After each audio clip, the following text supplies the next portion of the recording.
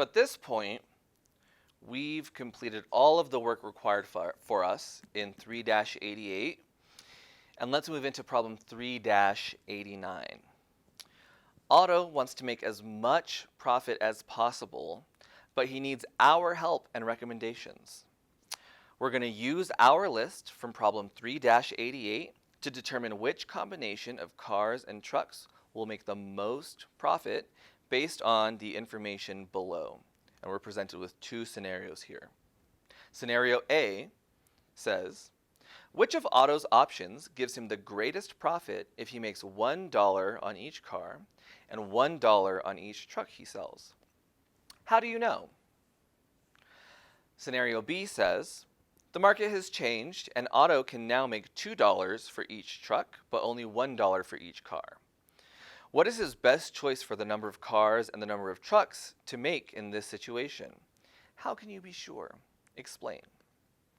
So let's work on problem A together, and I'll set you to work on problem B independently, and once you've finished, you'll show me the work.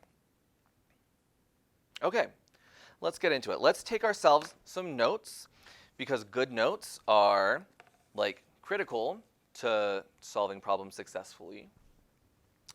We know that when Otto sells his cars and trucks, cars earn $1 profit. And we know that trucks earn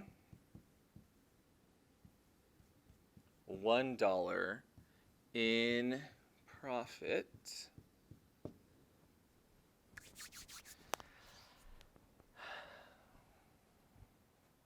And as we look at all of our points that I have marked in red now, I want to know which of those combos makes Otto Toyom the most profit. I stand here and I look at my spots, my points, and I know this combination of cars and trucks won't make him any money, right? Because if he doesn't make anything, he can't sell anything, and if he can't sell anything, he can't make any profit. So we know 0 cars and 0 trucks, that's not doing it for us.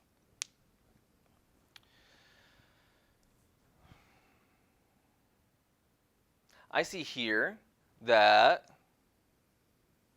this point as an example, 1 car and 2 trucks, how much money is that going to make us?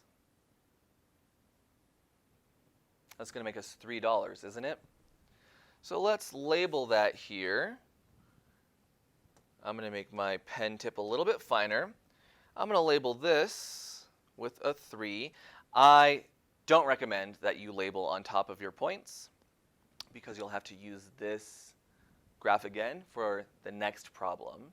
So keep your graph nice and clean. But I'm going to go ahead and label our points here. Okay, so 1 car and 2 trucks makes Otto $3. Oh, and obviously, if he makes no cars and 3 trucks, that also makes him $3. Ooh. And if he makes 3 cars and 0 trucks, he's making $0.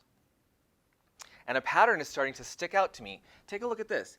If he makes 2 cars and 1 truck, he's also going to make $3. And so $3, $3, $3, $3. Every combination, like on this diagonal line, is going to make $3. That's really interesting. Let's try and build on this. Let's say he makes 0 cars and 4 trucks. Well, obviously that's $4. And 1 car and 3 trucks is $4. 2 cars, 2 trucks is $4. 3 cars and 1 truck is $4. 4 cars and 0 trucks is $4. And check that out. Like, this diagonal line is showing us how much money Otto makes for any combination on that line. That's cool. So let's keep building. This must be $5. This line makes us $6. This line makes us $7.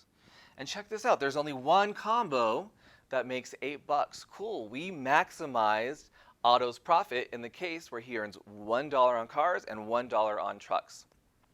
And we know if Otto makes, let me capitalize his name, if Otto makes 6 cars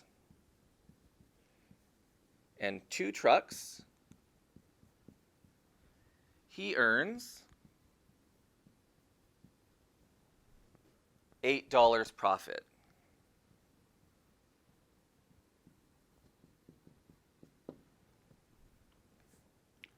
That's cool how that pattern just jumped out there. So what I'd like for you to do is, in our second scenario, where cars make $1 profit and trucks make $2 in profit, find that point that makes Otto the most profit possible. And I don't know if this strategy is going to work in that scenario. That's something you're going to have to test for yourself, because this is something that just like popped up to me in this moment.